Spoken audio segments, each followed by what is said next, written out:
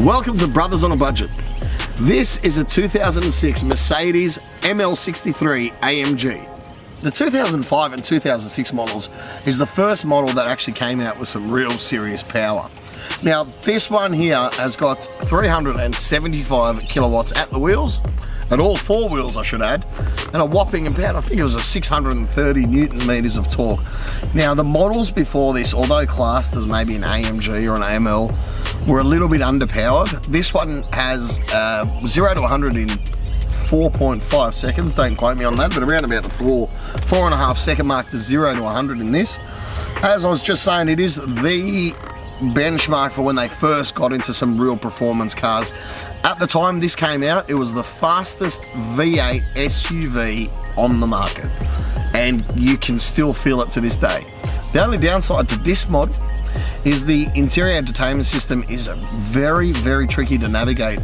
Look, I'm sure once you get your head around it, it's just like anything else, but there's so many buttons and so many features, and believe it or not, and if you don't believe it, I'm going to show it. You can refer to your 520 page info booklet about the car, or if all else fails there, you've got yourself another 300 page booklet just for the command APS, which is that really difficult system I was telling you about. So look, apart from that, apart from the 900 odd pages that you have to get through to work out the features in this car, it is just packed full of features. Some of them are really cool.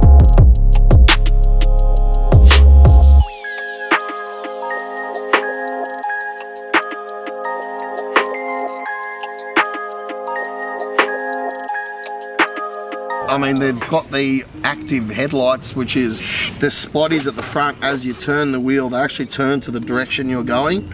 So this is actually, as far as I remember, one of the first cars to introduce that in, as far as I know, as a factory fitted option.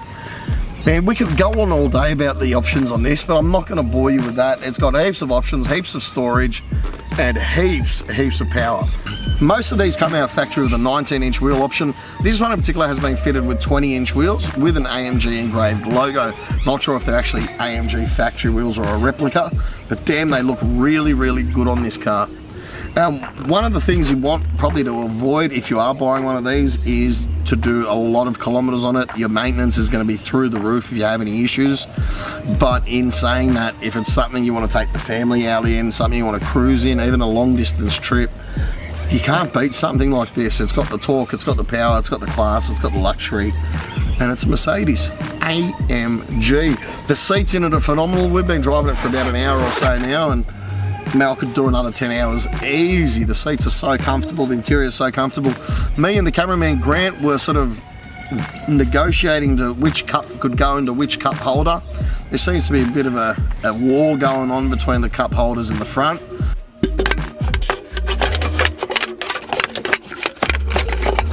But look, apart from that, we enjoyed it. We could fit 4 or 5 people comfortably in here.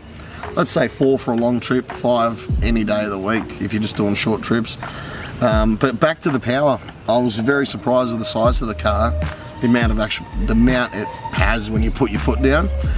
It's very reminiscent to the HSV R8 that we reviewed not long ago, and it's got the same sort of just that torquey pull that you get once you put your foot down.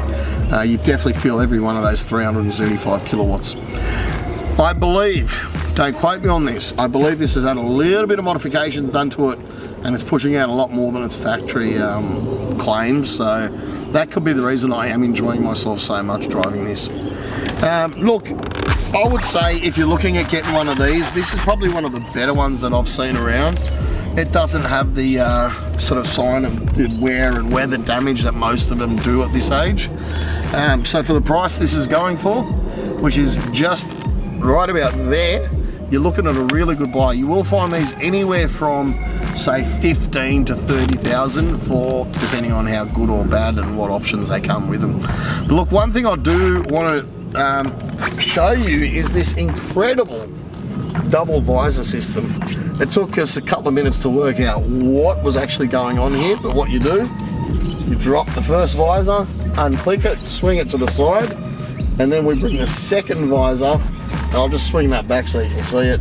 That's your second visor right there. So, mate, if you got the sun here, and another sun there, and another sun over here, you got it covered. AMG, you thought of everything.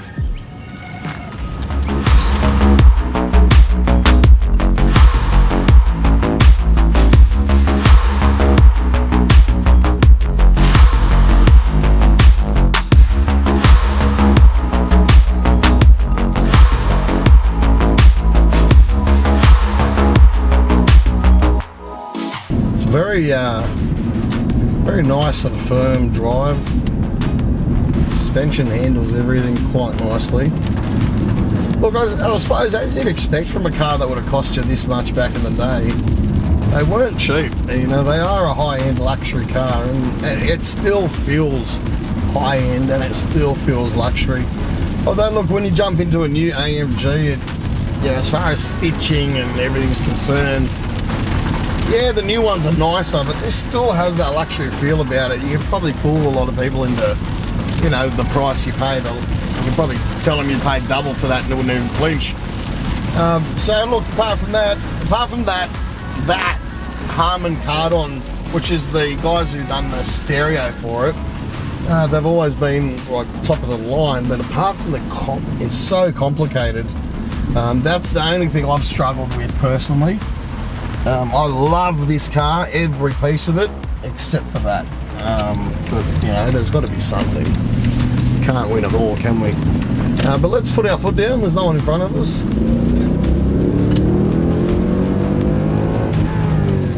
Wow! Did you feel that? Look how quick we got up there. You know what I mean? It's just, for the... What else are you going to pay 20-something grand for? That's got this much power, luxury, looks, feel, elegance, head turnability. You know, everywhere you pull up, someone's looking at you like, oh, I wonder what this guy does, you know? It's just one of those cars that you don't need to spend $1 million to feel $1 million. It's one of those cars. Quick shout out to Top Gear Car Wash Cafe for allowing, actually go this way, for allowing us the opportunity to road test this beautiful Mercedes ML63 AMG. We've got that first time. Tough. This is actually tough. You can probably sink that tough bit in right here. Right. Do it again right here. Yeah. Just like that. Again, you know, there comes that value for money that we were talking about. What else are you going to pay that sort of money for? Yeah. You got a sunroof, mate. Who cares if it's raining? I just want one. I just want one for a weekender. Takes us out fishing in it. That's it. Just a fishing car. You know, you might laugh, but for, you know, with the price you pay, it is actually an affordable fishing weekend cruiser. Legit. You might feel bad putting your fishing gear in a Mercedes. I don't. The money you pay for it, man. You know, you feel mad. Imagine pulling your fishing rods out, your bait, your thongs, like I'm wearing right now. Imagine pulling out in these. What do you reckon? I honestly think that this is probably one of the nicest cars besides the Club Sport. I think this is one of the nicest cars we've reviewed so far. And like, I can't get over how much you actually pay for this. This is what gets me. You know, like I've never really been a massive advocate of Mercedes vehicles. I've always kind of had a thing for the ML63 just because they have that 6.2 litre V8, that rumble, and like coming from an ML especially, it's not expected. Yeah. You know what I mean? Like you see a big ML and you 100%. Think soccer mum taking kids to soccer, and then you just hear it take off. They kind of remind me of like the SRT Jeep. Yeah, that's right. Yeah. But it's a more subtle version. You know what I mean? Well, that's the thing, man. You know, if you wanted to, Jesus Christ, honeys in Hiluxes. Yeah.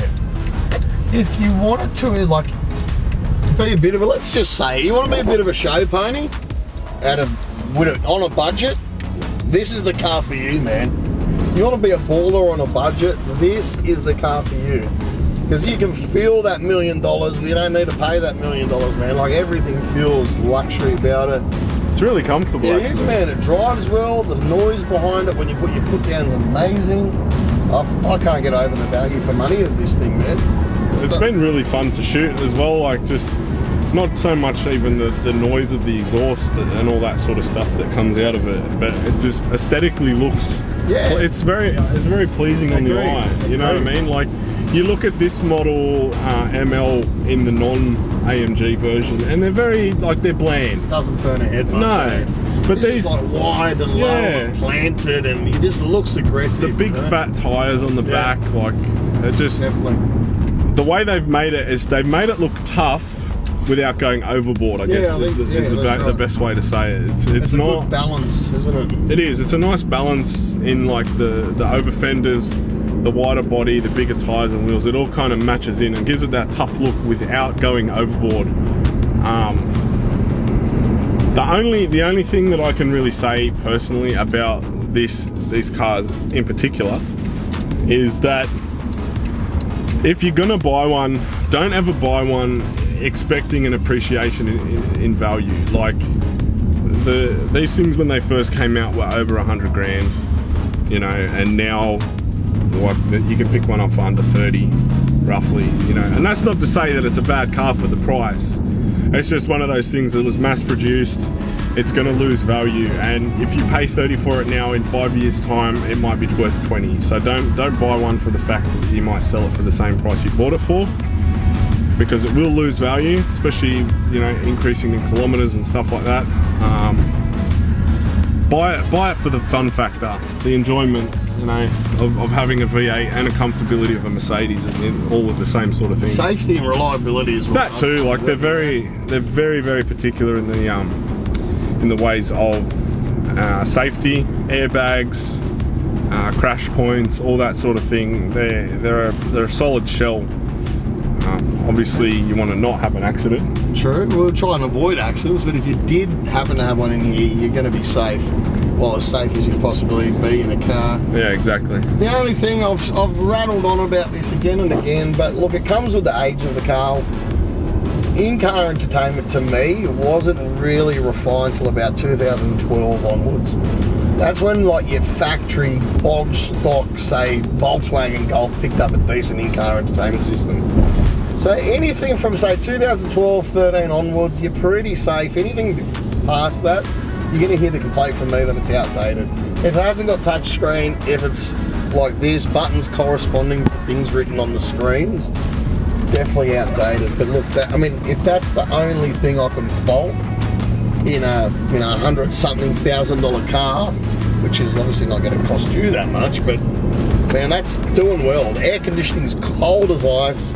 It's freezing in here. Yeah, we've got it on set on 1 and on 16, and it's just been pumping nice all day.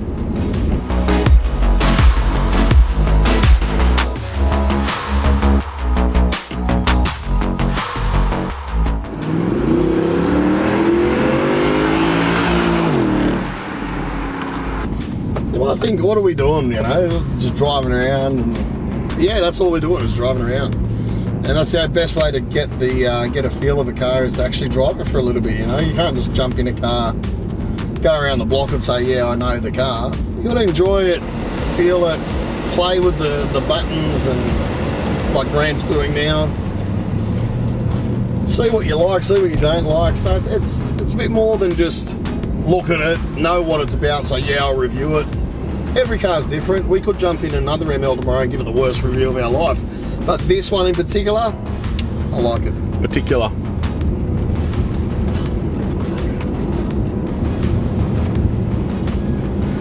Oh, look at that. That's nice. It's a nice Beamer. Isn't it? I wonder if we could just jump in that thing and drive away. The old keys from the old Beamer. You want to try them in it? Yeah. So we've got a pair of keys for a BMW that Sami's got at home. It's actually his mum's set of keys. Mum's Beamer. Mum's Beamer. But we're just driving along, and I'm gonna quickly give it a go. There's a Beamer just sitting on the street here, so you know what? I'm gonna Just quickly see. Bro, it f***ing worked. It worked. We'll see. It might start. We'll see. This is going to be funny. If this thing starts, it's lighting up. Bro, let's get the out of here, man. Free beamer. Yeah! Woo!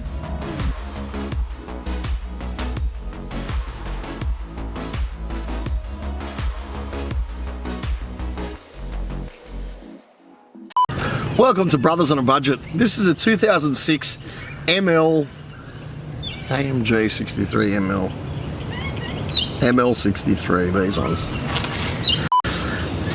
Welcome to Brothers on a Budget. This is a 2006 ML AMG. What the f*** is it actually called? ML63 AMG. Done.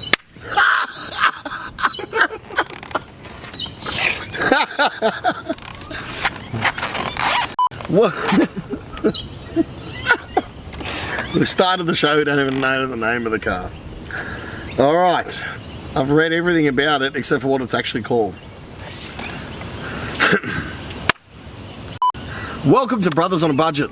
This is an AMG ML63 AMG ML63 AMG Mercedes ML63. Welcome to Brothers on a Budget. This is a...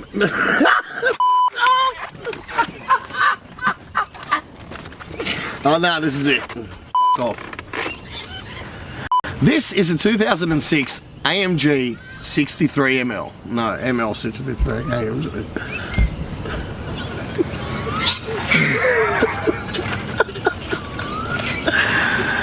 This... Welcome to Brothers on a Budget. Welcome to Brothers on a Budget. This is a 2006 Mercedes ML63 AMG. Yes. Look, that whole thing was a little bit of a setup. Don't want to deceive too many people or think that we're just stealing random cars on the side of the street. This is actually a car we've got from Top Gear Car Wash Cafe in Seven Hills, which we're also doing a review on. It's a 320 BMW, which Sami will do a little bit of a talk on. You'll see quite soon. It's actually a really nice car. The only thing I'm a bit worried about is that the range of kilometers to empty is at the moment is on dash. So it's a bit sketchy. Luckily, Top Gear Car Wash Cafe is right there. So we're home. We're just about to pull in. So this is the neat little setup over here at Seven Hills Car Wash, Top Gear Car Wash Cafe. Nice little bay here. Really good lighting setup actually. We should do a few videos here. But the guys here do a phenomenal work with detailing. Very meticulous with their cleaning. And it's just an overall great experience with these guys here. We've dealt with them for a few years. Me and Sami both worked at a tyre shop nearby, and we've known the owner for quite some time now, and he's a really top bloke. So I'm going to park this thing up, and that'll be the end for today.